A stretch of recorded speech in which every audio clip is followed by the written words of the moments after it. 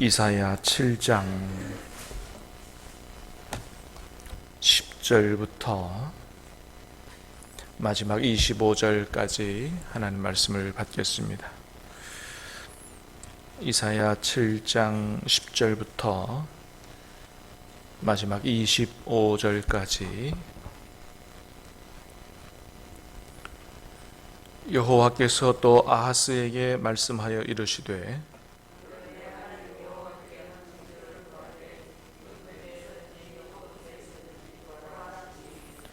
아하스가 이르되 나는 구하지 아니하겠나이다.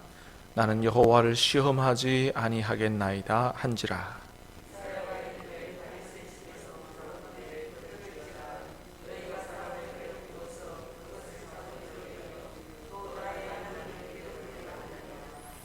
그러므로 주께서 친히 징조를 너희에게 주실 것이라.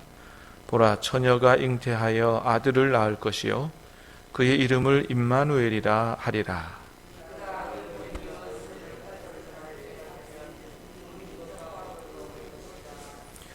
대저 이 아이가 악을 버리며 선을 택할 줄 알기 전에 내가 미워하는 두 왕의 땅이 황폐하게 되리라.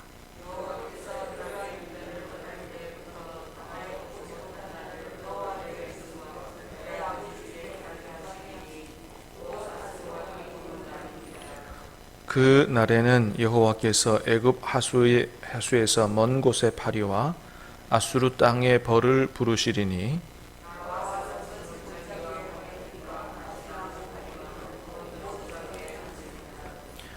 그날에는 주께서 하수 저쪽에서 세내어 온 삭도 곧 아수르 왕으로 내 백성의 머리털과 발털을 미실 것이요 수염도 깎으시리라. 그것들이 내는 젖이 많으므로 엉긴 젖을 먹을 것이라. 그 땅 가운데 남아있는 자는 엉긴 젖과 꿀을 먹으리라.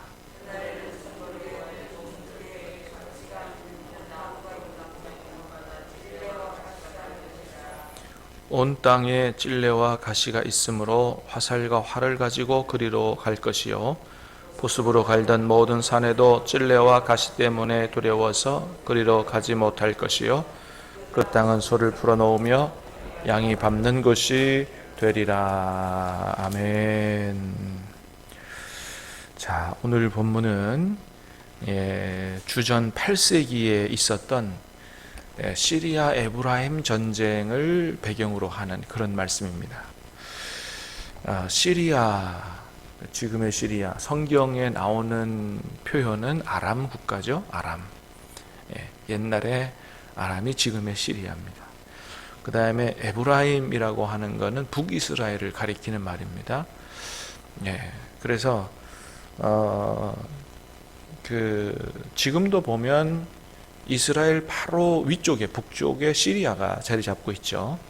그러니까 북이스라엘과 바로 위의 나라 시리아가 연합해서 밑에 있는 남유다를 치는, 우리로 보면 마치 북한과 러시아가 합세하여 남한을 치는 이런 이제 전쟁입니다. 그래서 그걸 시리아 에브라임 전쟁이라고 그러고 주전 8세기에 있었던 그런 전쟁입니다. 이 전쟁이 일어나게 된 원인은 그 당시에 이제 제일 북쪽에 있는 아수르가 굉장히 아주 강해지고 부강해서 그쪽 고대 근동 지역을 이제 패권을 차지하기 위해서 급부상하고 있는 이런 때입니다. 그럴 때 이 밑으로 이제 아수르가 내려와서 여러 나라를 점령하고자 하니까 시리아하고 북이스라엘이 연합해서 아수르를 대항했습니다. 그러면서 남유다에게도 아수르가 내려올 때 우리가 함께 연합해서 아수르를 막아보자 그랬는데 이 남쪽에 그때 왕이었던 오늘 본문의 아하스 왕이 그걸 거부했습니다. 그러니까 괘씸하잖아요.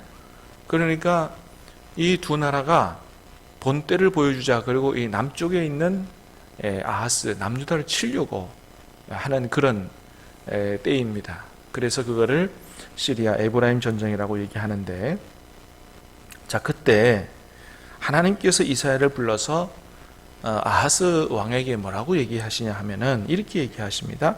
자, 10절 11절 두 절 말씀 시작. 여호와께서 또 아하스에게 말씀하여 이르시되 너는 내 하나님 여호와께서 한 징조를 구하되 깊은 데에서든지 높은 데에서든지 구하라 하시니. 자, 하나님께서 이사야 선지자를 불러서 아하스 왕이 가서 이렇게 전해라. 뭐라고 전하라 그랬다고요? 아하스여, 너는 높은 데에서든지 깊은 데 어디에서든지 상관없이 하나님께 한 가지 징조를 구하라. 그러면 내가 징조를 주겠다. 이렇게 지금 말씀을 하시는 것입니다.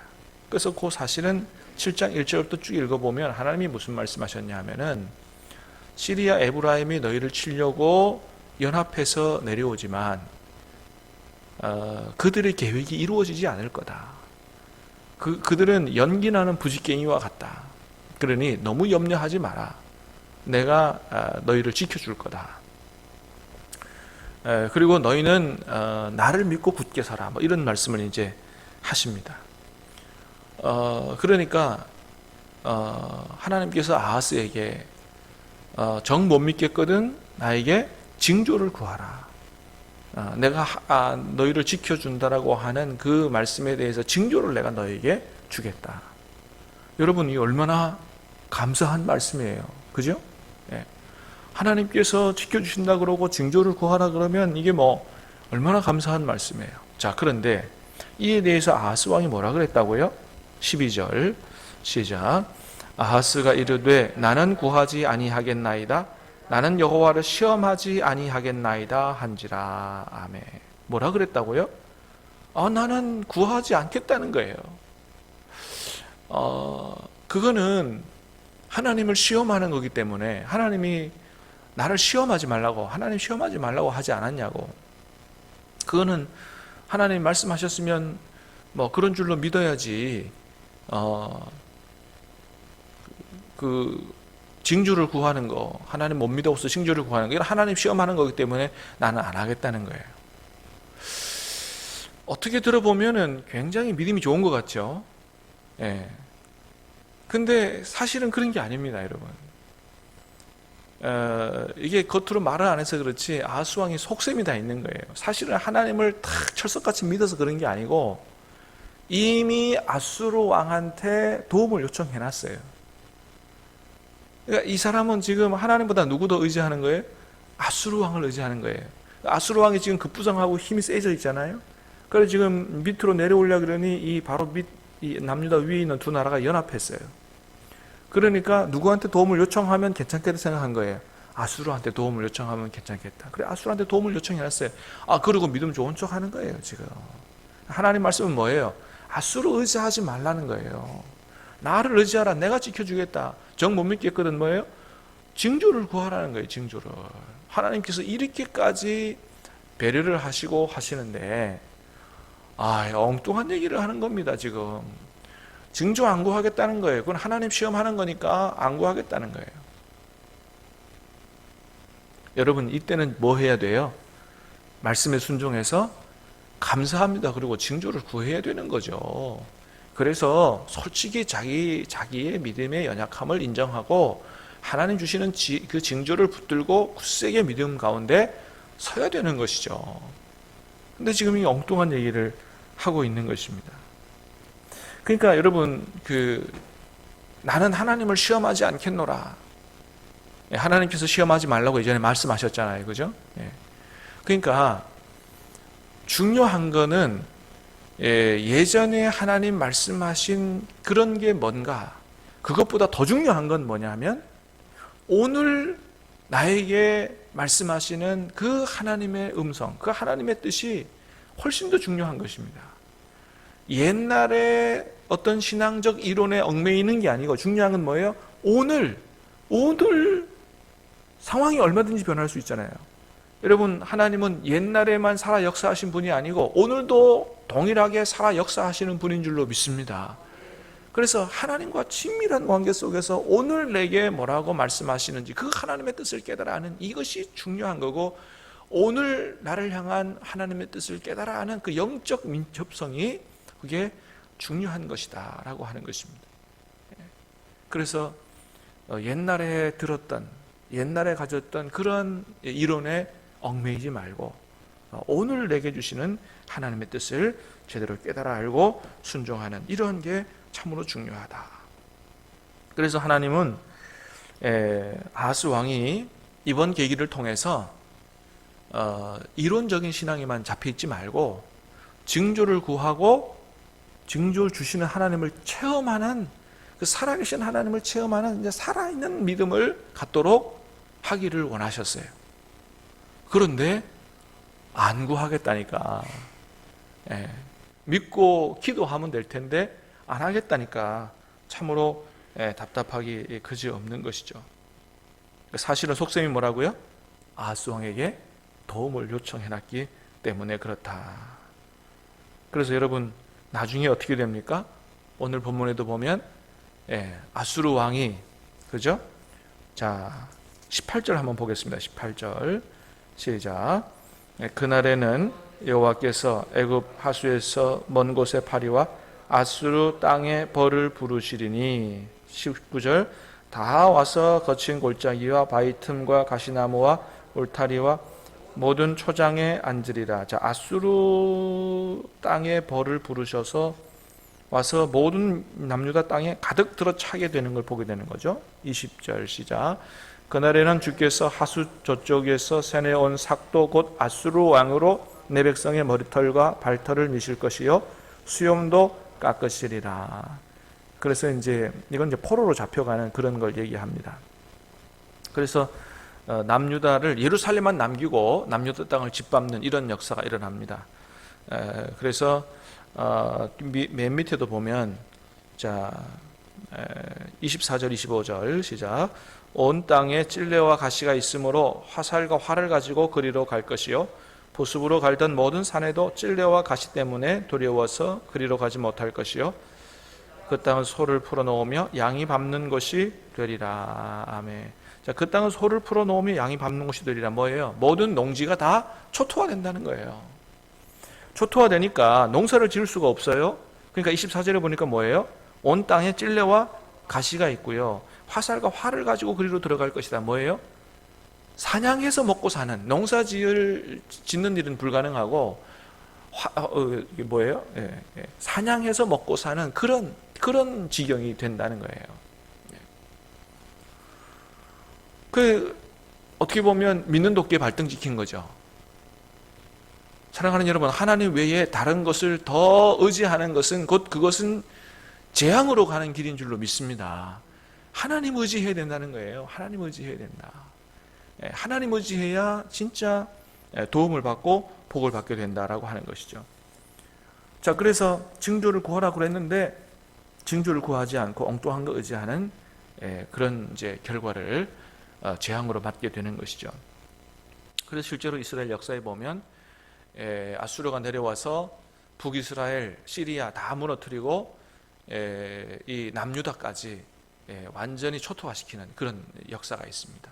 예루살렘만 남기고 역사적으로 그대로 이루어진 일이죠. 자, 어쨌든 간에 하나님께서 징조를 구하라고 그랬는데도 안 구한 이런 아하스에게 네가 안 구해도 하나님이 은혜를 베푸십니다. 내가 친히 너에게 징조를 주겠다. 자, 14절 말씀 시작. 그러므로 주께서 친히 징조를 너희에게 주실 것이라. 보라, 처녀가 잉태하여 아들을 낳을 것이요 그의 이름을 임마누엘이라 하리라. 자, 안 구한다 그랬는데도 어떻게 하나님이 친히 징조를 주실 것이다. 여러분, 왜 이렇게 하나님이 친절을 베푸시는 거예요? 다윗 왕 때문에 그러시는 겁니다. 하나님께서 다윗과 약속하셨잖아요. 다윗 왕조를 견고하게 하시겠다. 그래서 다윗 때문에 그 후손에게 은혜를 베푸시는 겁니다. 여러분, 우리가 하나님을 신실하게 섬기면 우리 자녀 손들이 복을 받게 될 줄로 믿습니다. 그게 나만을 위한 게 아니고 우리 자녀 손들만을 위한 거예요. 우리 그런 거 많이 보잖아요. 신실한 믿음의 집안의 자녀들이 얼마나 복을 받게 되는 걸 우리는 다 보고 있습니다. 걔네들이요, 믿음도 별로 없고 그래도 참 복을 그대로 받고 사는 걸 다 우리가 두 눈으로 보고 있습니다. 얼마나 우리의 신앙생활이 중요하다라는 것을 잘 알게 되는 거죠. 자, 그래서 신이 징조를 주시는데 어떤 징조를 주십니까? 보라, 처녀가 잉태하여 아들을 낳을 것이다. 그리고 그의 이름을 뭐로 짓는 일이 일어날 거다? 임마누엘이라고 짓는 일이 일어날 거다라고 하는 거예요. 예. 자, 이 말씀이 예수님의 탄생을 예언하는 말씀이기도 하지만은 그건 2차적인 기능이에요. 1차적인 기능은 뭐예요? 이사야 당시에, 주전 8세기 당시에 주시는 말씀입니다. 그러니까 이 말씀이 주전 8세기 당시에 일어나는 말씀이에요. 일단은 그러잖아요. 이사야 시대에 이미 주신 말씀이에요. 그러니까 그때 당시 일어나고 또 이것이 어떤 기능을 해요? 예수님께서 오시는 것을 예언하는 이 두 가지 기능을 하는 것이죠. 자, 그래서 보라, 처녀가 잉태하여 아들을 낳는다. 처녀가 잉태하여 아들을 낳는다고 그랬는데 이 처녀를 가리키는 히브리어 단어, 여기 쓰인 단어는 알마라고 하는 단어인데요. 요거는 결혼하지 않는 처녀, 동정녀 마리아, 뭐 이런 동정녀를 가리키는, 처녀를 가리키는 의미이기도 하고, 또 하나는 결혼하고 안 하고와 관계없이 젊은 여자를 가리키는 단어이기도 합니다. 두 가지 의미가 다 있어요. 그러니까 결혼 안 한 처녀만을 가리키는 단어가 따로 있습니다. 그건 베툴라라고 하는 단어예요. 근데 베툴라를 안 쓰고 뭘 썼냐면 알마를 썼습니다. 그러니까 이걸 처녀로 번역해도 되고 뭐로 번역해도 돼요? 젊은 여자라고 번역해도 돼요. 근데 그냥 처녀라고 번역을 한 거예요. 얼마든지 젊은 여자를 가리킬 수 있습니다. 결혼한 젊은 여자일 수 있어요. 그렇잖아요. 우리도 세대 있잖아요. 세대. 그런 여자일 수 있어요. 그래서 어떻게 해석하는 게 이게 좋으냐면 이사야 요 본문에서는 젊은 여자, 결혼한 젊은 여자라고 보는 게 좋습니다. 왜요? 정말 결혼 안 하고 처녀가, 동정녀가 아이를 낳는 것은 오직 누구 사건밖에 없는 거예요. 그렇죠. 그래서 예수님의 탄생으로 말미암은, 탄생을 예수님께서 이 땅에 오시도록 통로로 삼았던 마리아는 뭐예요? 정말 동정녀, 처녀가 아이를 낳는 것이죠. 그런 사건이 역사적으로 두 번 있을 수 없는 것이죠. 하나님의 섭리를 따라서 결혼한 젊은 여자가 아이를 낳게 되는 일이 있는데, 그리고 특별히 그 여기에는 이 처녀는 정관사가 붙어 있어요. 그래서 그 젊은 여자가 아이를 낳게 된다. 그러니까 이사야와 아하스가 다 아는 여자입니다. 니와 너가 다 아는 여자 중에 젊은 여자가 아이를 낳게 되는데 그 이름을 뭐라고요? 임마누엘이라고 짓는 일이 있을 거다. 봐라 한번. 그 하나님 주시는 징조다. 그 징조의 의미는 뭐예요? 하나님이 우리와 함께 계신다는 것이다. 할렐루야. 그러니까 젊은 여자가 아이를 낳고 이름을 임마누엘이라고 지은 걸 보면 하나님이 너와 함께 하신다는 걸 믿으라는 거예요. 그런 징조를 하나님이 주신다는 것입니다. 그리고 15절, 자 16절 2절 시작. 그가 악을 버리며 선을 택할 줄 알 때가 되면 엉긴 젖과 꿀을 먹을 것이라. 대저 이 아이가 악을 버리며 선을 택할 줄 알기 전에 내가 미워하는 두 왕의 땅이 황폐하게 되리라. 자, 그가 이제 아이가 태어나가지고 악을 버리며 선을 택할 줄 알 때가 되면, 이거를 조금 순하게 번역을 하면 나쁜 일을 버리고 좋은 일을 택할 줄 알게 되면, 그러니까 이제 이게 나쁜 일이다, 이게 좋은 일이다를 좀 분별할 줄 알 때가 되면, 그러면 여기에 몇 살 안 됩니다. 그리고 엉긴 젖과 꿀을 먹을 것이라. 엉긴 젖은 버터고 꿀을 먹는다. 요거는 그 당시 이유식을 가리킨다 그래요. 그러니까 아이가 이유식을 먹을 정도 되면 몇 년 아니죠. 그러니까 몇 년 안에 어떻게 해요? 16절에 보면 내가 미워하는 두 왕의 땅이 황폐하게 되리라. 에브라임, 시리아, 너희를 치려고 했던 이 두 나라 연합군이 하나님의 역사에 의해서 다 무너지게 되는 것을 보게 될 거다. 그러니 두려워하지 말고 누구 믿으라? 하나님 믿으라, 의지하라. 믿음 가운데 굳게 살아. 자, 여러분, 오늘 읽지 않았습니다만 9절 읽겠습니다. 9절 시작. 에브라임의 머리는 사마리아요 사마리아의 머리는 르말리아의 아들이니라. 만일 너희가 굳게 믿지 아니하면 너희는 굳게 서지 못하리라 하시니라. 이 말씀 주시고 오늘 말씀 주신 거예요. 그러니까 뭐예요? 굳게 믿어라. 그러면 굳게 설 것이다. 사랑하는 여러분, 오늘 우리에게 주시는 말씀으로 믿고 하나님 아닌 다른 거 믿으면서 믿음 좋은 척 하지 말고 믿음이 연약할 때 그대로 우리 자신을 주님께 보이면서 주님께서 주시는 은혜를 그대로 받고 주시는 말씀을 붙들고 그렇게 때로는 징조를 구하면서까지 기도함으로 말미암아 하나님의 응답 속에서 굳게 믿고 굳게 서는 그런 저와 여러분 다 되시기를 주님의 이름으로 축복합니다.